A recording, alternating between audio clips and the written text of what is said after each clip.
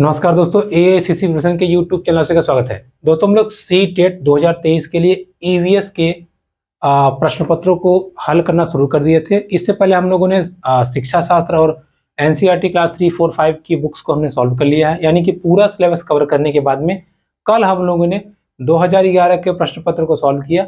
आज हम लोग 2012 जो कि जनवरी में ये आपका एग्जाम हुआ था, उसके प्रश्न पत्र को आज हम लोग सॉल्व करेंगे। ठीक है, तो सी टेट का जो एग्जाम है आपका ये हुआ था जनवरी 2012 में। आज हम इससे बनने वाले जो प्रश्न हैं उनको हम लोग देखेंगे और सॉल्व करने का प्रयास करेंगे।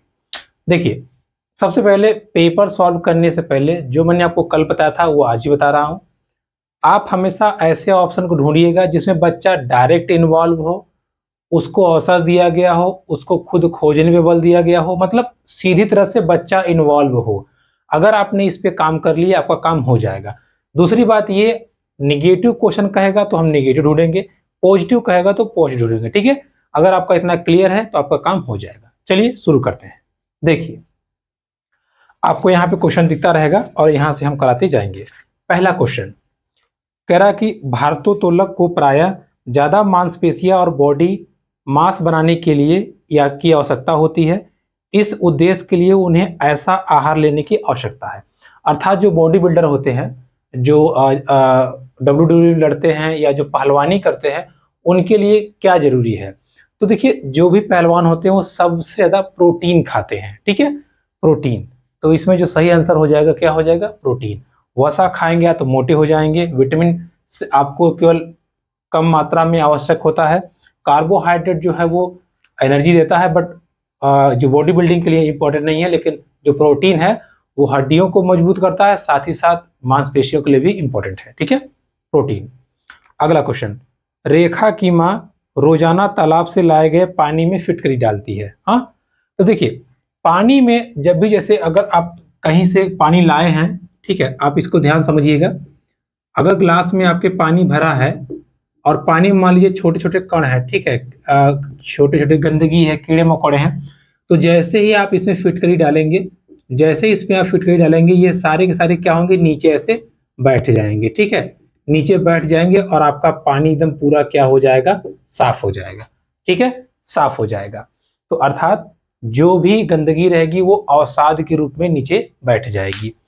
तो ऑप्शन पढ़िए, हल्के निलंबित अपद्रव्य को अवसादित करने में। बिल्कुल सही, यही बात है। ठीक है, जो भी अपद्रव्य होंगे, जो भी गंदगी होगी, वो धीरे से नीचे बैठ जाए, इसलिए पानी में फिटकरी डाला जाता है। ठीक है, और इसका कोई फिटकरी का खास उपयोग नहीं होता।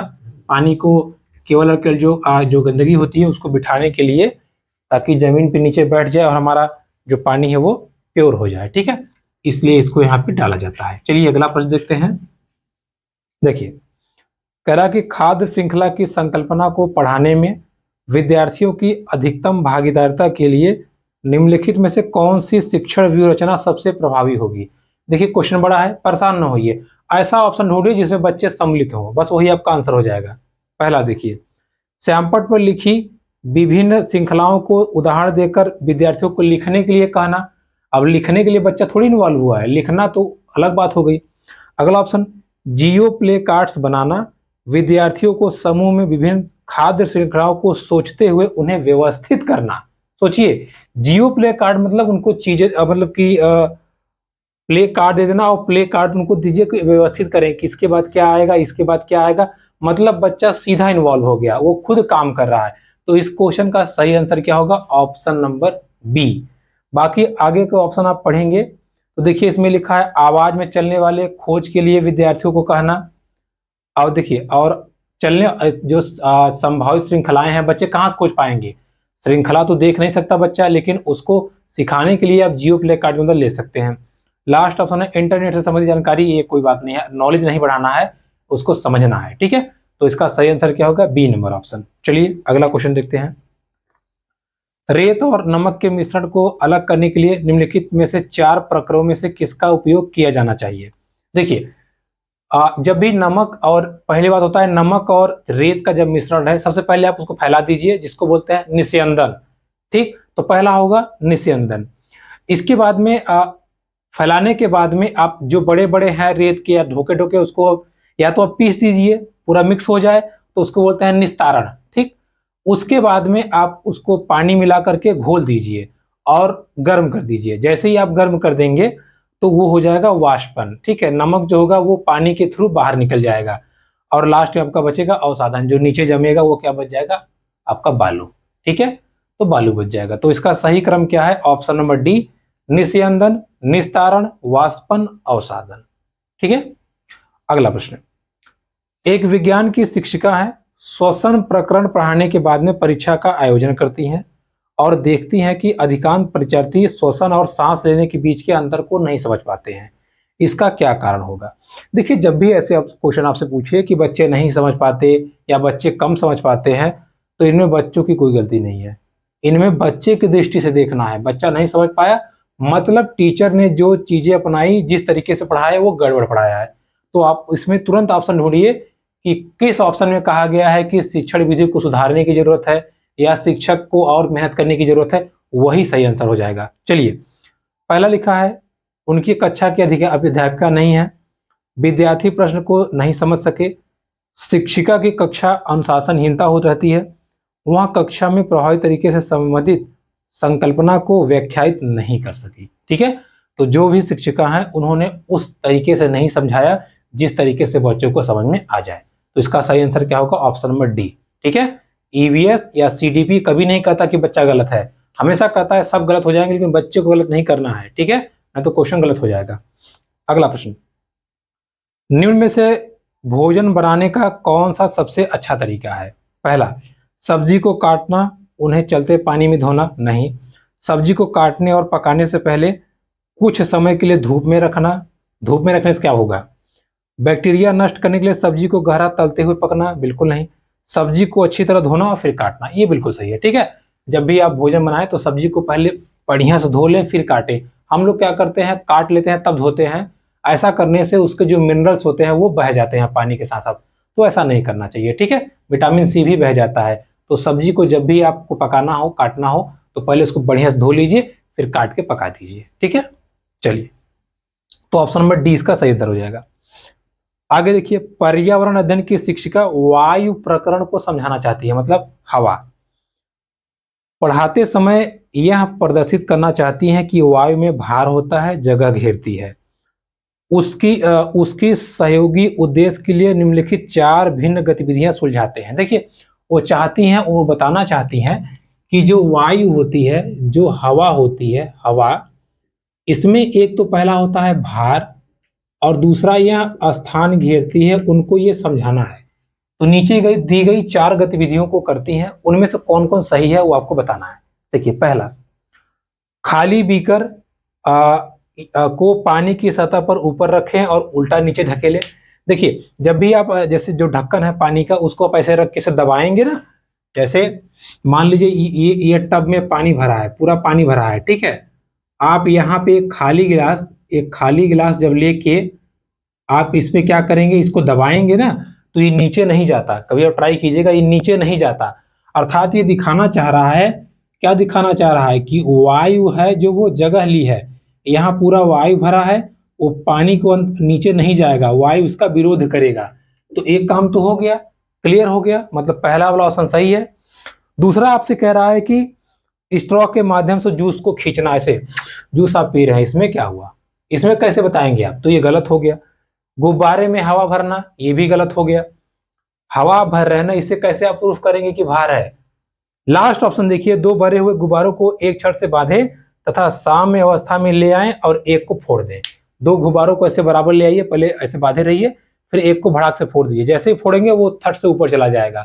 इसका मतलब ऑप्शन नंबर ए और डी, ऑप्शन नंबर ए और डी ये दोनों बताते हैं कि वायु में भार होता है और स्थान भी घेरते हैं। ठीक है, जैसे आपने फूका, गुब्बारा से फूल गया, अब गया गुब्बारा भरा हुआ है, जैसे आप फोड़ेंगे भड़ाक से फूट के वो वायु पूरी फैल जाएगी। अर्थात वो उसमें वायु कसा हुआ था, भरा हुआ था, और जैसे आपने फोड़ा तो दोनों हो गया। क्वेश्चन को ध्यान समझिएगा, दोनों ऑप्शन आपको निकालने हैं, भार भी हो स्थान भी घेरता हो। इसीलिए ऑप्शन नंबर तीसरा गलत हो गया है, क्योंकि वो फूकने से स्थान तो दिखाया, भार का कोई वैल्यू नहीं दिखाया। लेकिन ऑप्शन नंबर जो फर्स्ट और फोर्थ था उसमें दोनों चीजें दिखाया गया है कि भार भी होता है और स्थान भी घेरता है। ठीक है, अगला क्वेश्चन देखिए, वायु प्रदूषण प्रकरण पढ़ाने के लिए 4 अलग अलग विज्ञान शिक्षक 4 तरह की शिक्षण पद्धतियों का इस्तेमाल करते हैं। ठीक है, 4 अलग अलग शिक्षक हैं, वो अलग अलग तरीका अपनाते हैं। कौन सबसे अच्छा तरीका है ये आपको देखना है। फिर मैंने आपको बताया था ना, जब भी बच्चों को पढ़ाया जाए बस आप देखिए बच्चा किसमें डायरेक्ट जुड़ा हुआ है, बस वही सही आंसर हो जाएगा। ढूंढिए। पहला, विद्यार्थियों को चित्र दिखाना, चलिए हो सकता है सही। विद्यार्थियों से कहना कि दीपावली के पहले और बाद में वायु के नमूने को इकट्ठे करें और उनकी गुणवत्ता का अध्ययन करते हुए निष्कर्षों को सारणीकृत करें। हालांकि ये सही हो चुका है, लेकिन फिर आगे देख लेते हैं। आगे देखिए, लिखा है कि पाठ्यपुस्तक प्रकरण में सस्वर पठन पठन कोई इंपॉर्टेंट नहीं है। प्रकरण पूर्ण करने के लिए अभ्यास प्रश्नों का उत्तर लिखना ये भी इंपॉर्टेंट नहीं है। लेकिन सेकंड नंबर ऑप्शन, जब बच्चे दीपावली के पहले देखेंगे और दीपावली के बाद देखेंगे, दीपावली के पहले देखेंगे तो माहौल एकदम अच्छा रहता है, वायु एकदम फ्रेश रहती है। लेकिन दीपावली के दिन या उसके बाद देखेंगे तो धुआं धुआं चारों तरफ रहता है और पूरा पूरा इन्वायरमेंट डिस्टर्ब रहता है। तो बच्चे अच्छे समझ जाएंगे सर, पहले धुआं नहीं था बाद में धुआं आ गया, अर्थात पहले प्रदूषण नहीं था बाद में प्रदूषण आ गया, और यही सबसे बेस्ट तरीका है। ठीक है, तो ऑप्शन नंबर बी जो है वो इसका राइट आंसर आपको हो जाएगा। क्लियर। देखिए क्वेश्चंस को बस पकड़िए, क्या कहना चाहता है वो आप पकड़ लेंगे तो आपका ईवीएस में 25 प्लस फिक्स है, कहीं मार्क्स आपका जाएगा नहीं। ठीक है, तो आप इसको ध्यान रखिएगा। चलिए आगे बढ़ते हैं। देखिए अगला क्या लिख रहा है, एक शिक्षिका तनावग्रस्त बच्चे की पहचान करती है, मतलब एक बच्चा है जो टेंशन में है। अब बच्चा क्या कर रहा होगा या क्या कर रहा होगा जिससे वो समझ जाएंगे बच्चा गड़बड़ है। पहला नंबर, पढ़ाई में एकाग्र, जब बच्चा फोकस होकर पढ़ रहा है तो टेंशन क्या, तो ये तो हो नहीं सकता। बहुत बात करना, देखिए बहुत बात करना टेंशन की निशानी नहीं है, कोई बच्चा अगर खूब बात कर रहा है टेंशन में थोड़ी होगा। अगला, हाइपर एक्टिविटी, अति सक्रियता, अति सक्रियता मतलब जैसे आप जैसे जैसे ही टीचर ने पूछा दो 4 तुरंत बता दिया, तो ये भी टेंशन वाली बात नहीं है। लेकिन आक्रामक व्यवहार मतलब किसी न किसी से लड़ जाता है, मनमानी उलझ, जैसे आप अगर आप गुस्से में रहे, कोई कुछ आपको अच्छी बात करता तो भड़क जाएंगे, चुप रहो अपना काम करो। तो इसका मतलब ये जो लास्ट ऑप्शन है डी नंबर, आक्रामक व्यवहार से आप समझ जाएंगे कि बच्चा टेंशन में है। ठीक है, हो जाएगा। चलिए, पानी के साथ प्रयोग करते हुए ज्योति देखती है, क्या देखती है, स्टील की खाली कटोरी पानी पर तैरती है, मतलब कटोरी जो है पानी पे तैर रही है लेकिन कील डूब जाती है, इससे क्या व्याख्यात किया जा सकता है। पहला नंबर ऑप्शन, देखिए लिखा है कि स्टील की कटोरी पे लगने वाला बल उसके भार की तुलना में ज्यादा है, जबकि लोहे की कील पे लगने वाला बल भार की तुलना में कम है। बिल्कुल सही है। देखिए अगर बल ज्यादा है तब तो तैरेगा, बल कम हो गया तो डूब जाएगा।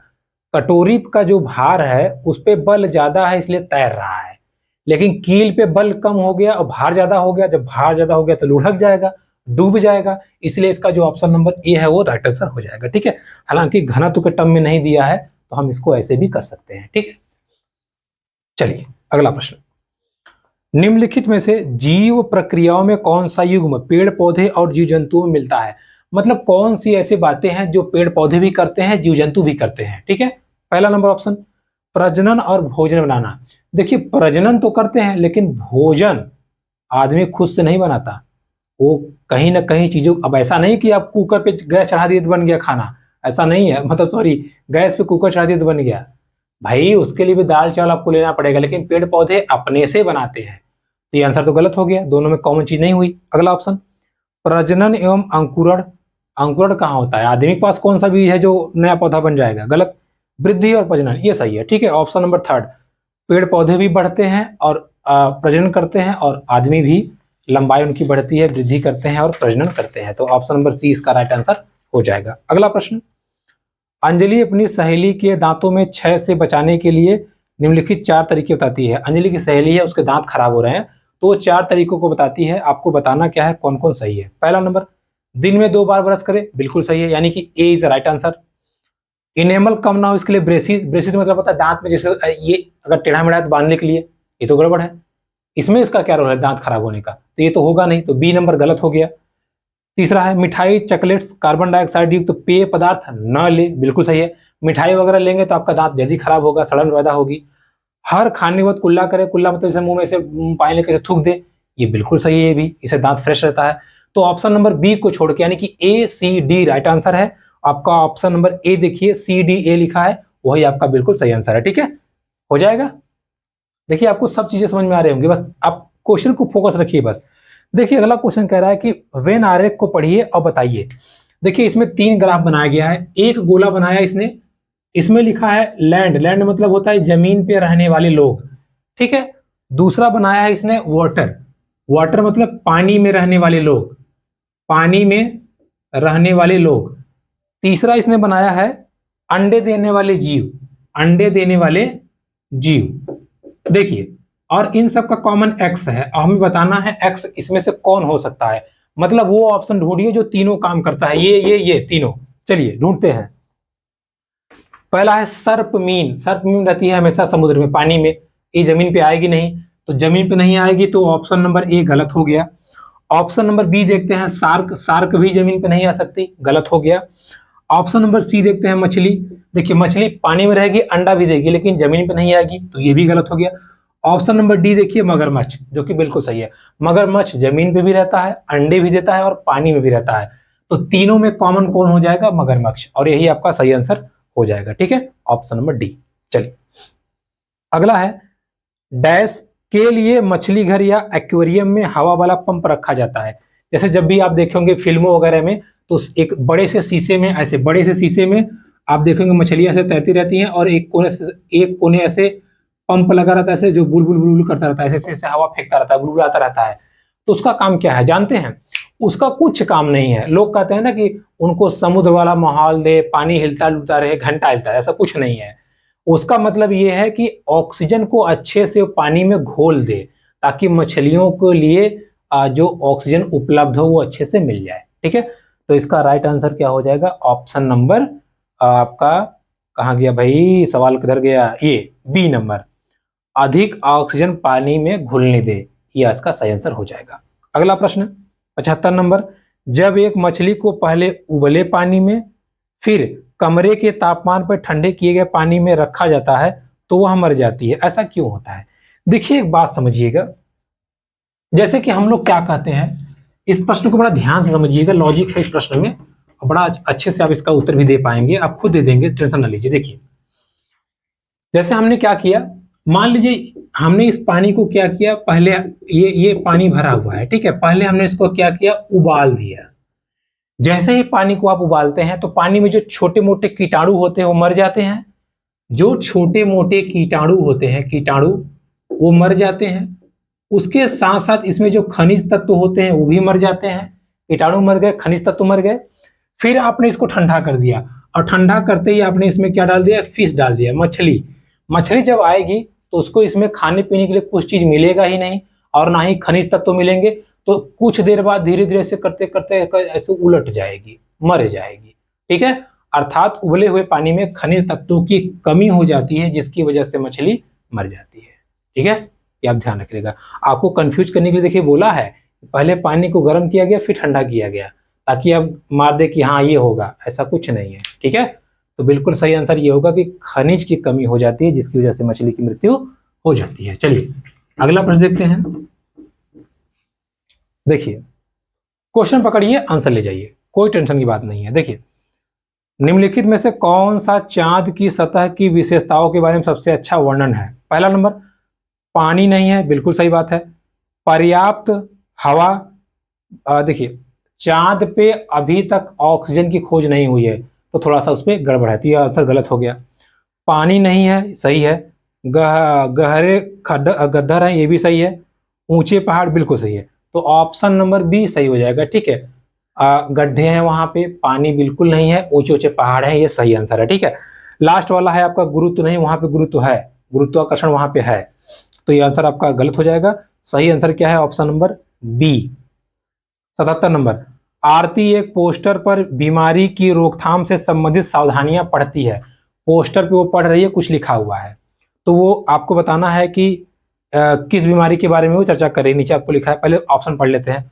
आसपास पानी न जमा होने दें, पानी के बर्तनों कूलर की टंकियों को बराबर साफ करें, यदि कुछ जगहों पर गड्ढों में पानी इकट्ठा है तो तेल का छिड़काव कर दें, स्वयं बचाव के लिए जाली का प्रयोग करें। तो मैंने आपको याद है, आपको जब मैंने लार्वा के बारे में बताया था एनसीईआरटी की बुक में, तो मैंने आपको बताया था कि जहां पानी इकट्ठा होगा वहां मच्छर आ जाएंगे और मच्छर के जो लार्वा होते हैं अगर आप तेल डाल देंगे तो वो मर जाएंगे, बराबर कूलर को साफ करते रहेंगे तो उसमें मच्छर नहीं बैठेंगे। अर्थात ये कहना चाह रहा है कि ये जो भी रोग है वो मच्छर से पैदा होने वाला है। तो मच्छर के काटने से जो जो रोग होगा उसी को आप छांट लीजिए, आपका आंसर हो जाएगा। पहला नंबर देखिए, चेचक और मलेरिया। मलेरिया तो ठीक है, चेचक नहीं सही है, उसको हटाइए। डेंगू और आई फ्लू, डेंगू सही है लेकिन आई फ्लू सही नहीं है, हटाइए उसको। टाइफाइड नहीं है, हटाइए इसको। डेंगू और जापानी ज्वर, जापानी ज्वर मतलब दिमाग में एक तरह से पीड़ा होती है, ये भी मच्छरों के काटने से होती है। तो इसका जो सही आंसर है वो है डेंगू और जापानी ज्वर। ठीक है, तो क्वेश्चन कैसा पूछिए आप रिलेट करिए, कहना क्या चाहता है आप पकड़ लेंगे, आपका आंसर हो जाएगा। अगला प्रश्न, निम्नलिखित में से कौन सा शब्द समूह आपस में संबंधित है? मतलब कौन ये तीनों है जो मैच करते हैं? पहला, लोहा मलेरिया, मलेरिया का लोहा से क्या संबंध है? गलत, हटाइए उसको। लोहा, हीमोग्लोबिन, अनीमिया और आंवला, ये देखिए संबंधित है। कैसे? मैंने आपको बताया था, देखिए हमें शरीर में लोहे की जरूरत होती है और लोहा मिलता है हीमोग्लोबिन में, और हीमोग्लोबिन रहता है कहाँ है? ब्लड में, ब्लड में। और ब्लड की मात्रा या ब्लड खून कैसे साफ कैसे होता है? आंवला से।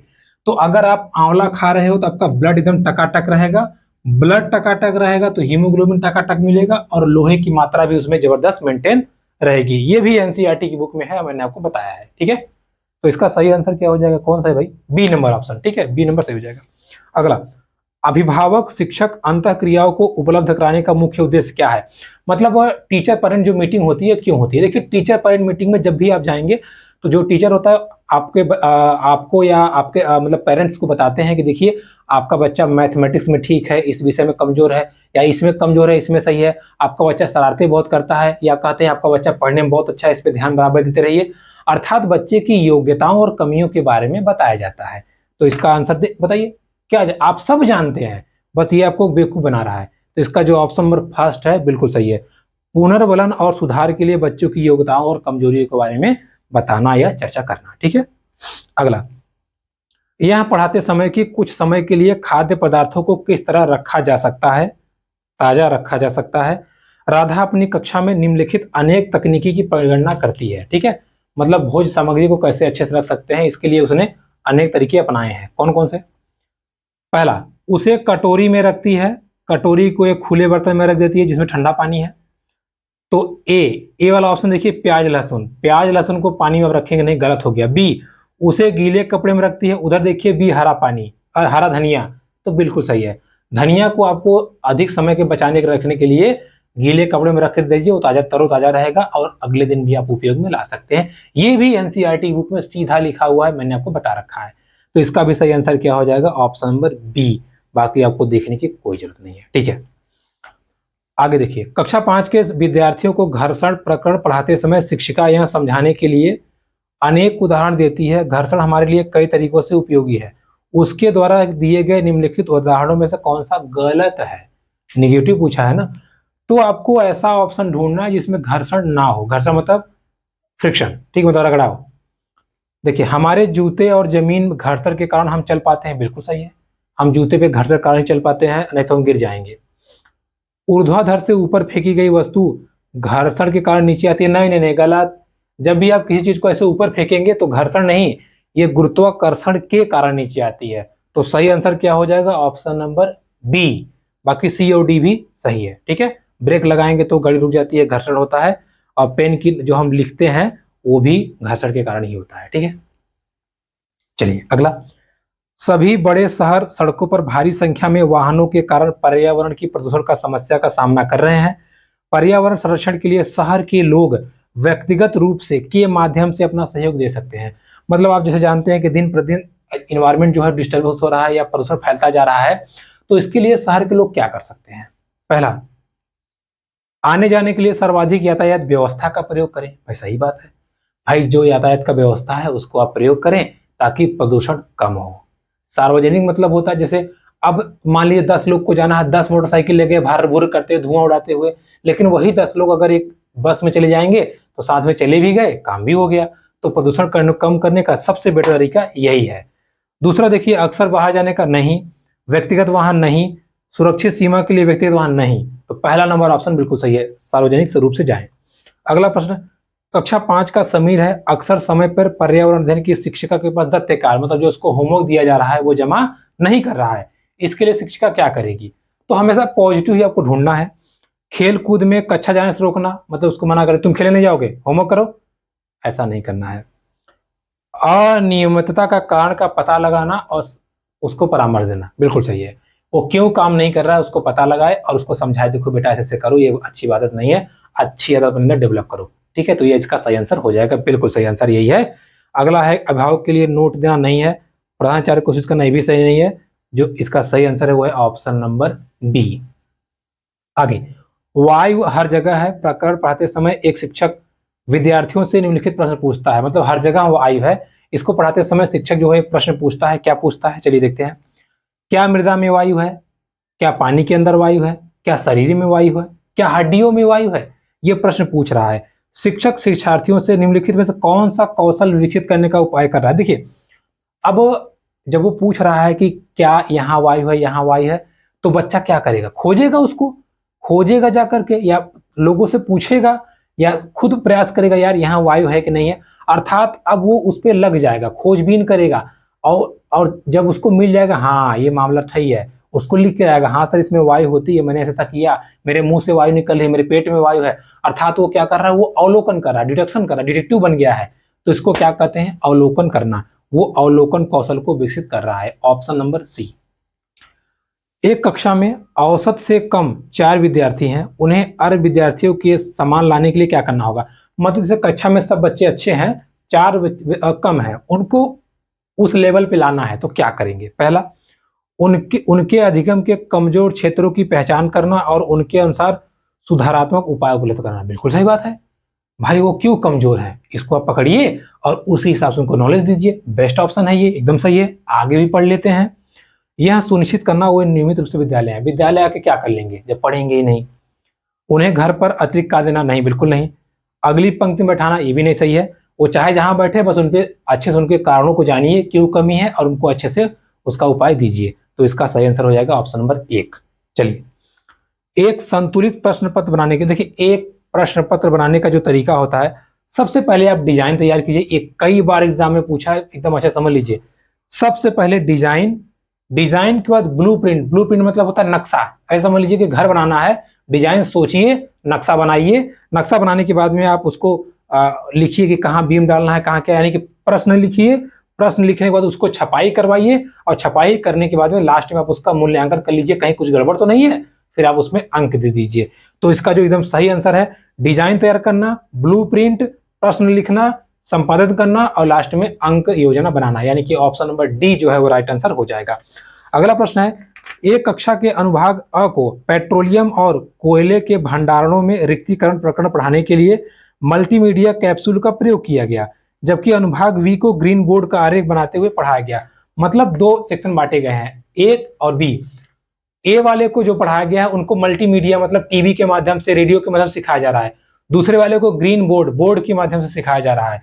तो इसमें कह रहा है कि बताइए, अ वाले ने अच्छे समझ लिया, देखिए लिखा है पढ़ाया गया अनुभाग अ के विद्यार्थियों को एक बेहतर सीमा तक प्रकरण को समझ लिया। इसका क्या कारण है? इसका सीधा कारण है कि उन्होंने देख के सीखा है, अर्थात दृश्य श्रव्य सामग्री जो है उनके लिए इंपॉर्टेंट है। तो इसका जो राइट आंसर है ऑप्शन नंबर सी, दृश्य श्रव्य सामग्रियां बेहतर संधारण के लिए सभी इंद्रियों को शामिल करती हैं, यानी कि फोकस, एकदम फोकस होकर बच्चा सीखेगा, ठीक है, बोर्ड की अपेक्षा। चलिए, कक्षा में पोषण प्रकरण का परिचय अधिक प्रभावी तरीके से देने के लिए एक शिक्षक क्या करेगा? मतलब उसको बताना है कि बेटा पोषण मतलब खाने पीने से हमारा भरण पोषण होता है, इसको समझाने के लिए कहां से शुरुआत करेगा? पहला, बच्चों को अपने टिफिन बॉक्स खोलने और उनकी सामग्री को देखने के लिए कहना, और इसके बाद में शिक्षक की व्याख्या करना। बिल्कुल सही बात है। पूछे क्या लाए हो? तेल रोटी। तुम क्या लाए हो? पराठा। तुम क्या लाए हो? पावरोटी। तुम क्या लाए हो? ब्रेड। अच्छा चलो बताओ तुम्हारा कैसा आता है? खट्टा मीठा, इसका मीठा, उसका ये। इस प्रकार से वो कक्षे में ही, एक क्लासरूम में ही वो तमाम प्रकार की चीजों को सीख जाएंगे, और उसके बाद टीचर एक एक के बारे में व्याख्या कर दे, ये खाने से ये होता है, ये खाने से ये होता है, ये खाने से होता है, और सबसे बेहतर तरीके से वो सीख जाएंगे। इसलिए आपका ऑप्शन नंबर ए जो है बिल्कुल सही है।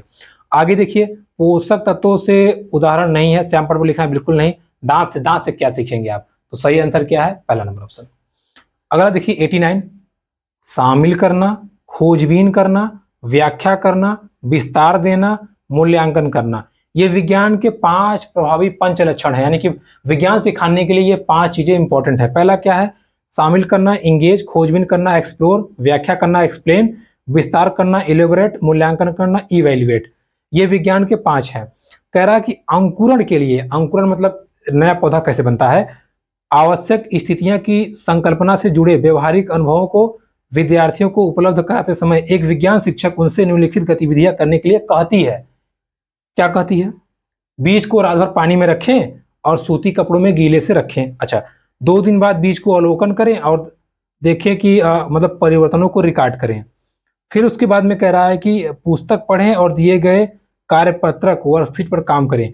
शिक्षक द्वारा दी गई उपयुक्त गतिविधियों में से इन 5 में से कौन से शामिल नहीं होते? होते नहीं, कौन से नहीं होते? देखिए, पहला उसने कहा है बीज को आप क्या करिए, पानी में रख दीजिए, फिर सूते गीले कपड़े में लपेट दीजिए। तो देखिए, शामिल करना, शामिल करना मतलब क्या? ऐसा शिक्षक ने नहीं कहा कि आइए हम भी करते हैं तुम भी करो, उसने कहा आप करिए, अर्थात उसने क्या किया? शामिल नहीं किया। तो पहला हो गया शामिल नहीं करना। दूसरा, बच्चों को खोजबीन के लिए नहीं कहा, उसने ये नहीं कहा कि तुम जाओ खुद करो और बताओ क्या होता है, अर्थात इंगेज और एक्सप्लोर, यानी कि बच्चों को शामिल नहीं किया और खोजबीन करने के लिए उनको प्रेरित नहीं किया। उसने खुद से कहा जाओ करो या हम करके दिखाते हैं। ठीक है, तो जो 2 चीजें हैं वो इसमें नहीं आती हैं, बाकी 3 चीजें आती हैं। ठीक है, तो ऑप्शन नंबर सी जो है वो राइट आंसर हो जाएगा। अंतिम क्वेश्चन देखते हैं। भारत में समृद्ध वनस्पति जात, प्राणी जात के बारे में पढ़ाने के बाद में विद्यालय द्वारा प्राथमिक कक्षाओं के विद्यार्थियों को रणथंभौर राष्ट्रीय उद्यान ले जाया जाता है। यह विद्यार्थियों की सहायता करेगा। अब सोचिए, बच्चा डायरेक्ट जाके देख रहा है तो किस प्रकार की मदद मिलेगी? आप सीधा बता सकते हैं, बच्चा डायरेक्ट जुड़ रहा है, तो जिस ऑप्शन में जुड़ा होगा वही सही हो जाएगा। तो आप जरा ध्यान से देखिए ऑप्शन नंबर ए, कक्षीय अधिगम को वास्तविक जीवन स्थितियों से जोड़ना, और यही इसका सही आंसर हो जाएगा। ठीक है, तो दोस्तों ये था सीटेट जनवरी 2012 ईवीएस के प्रश्न पत्र को हमने सॉल्व कर लिया। आई होप आपको क्लास समझ में आई होगी। अगर आपको समझ में आया और आपको जरा भी हेल्प मिली प्रश्नों को बनाने में, तो प्लीज चैनल को लाइक, कमेंट, सब्सक्राइब जरूर कीजिएगा। मिलते हैं आपसे अगली वीडियो में, तब तक के लिए नमस्कार।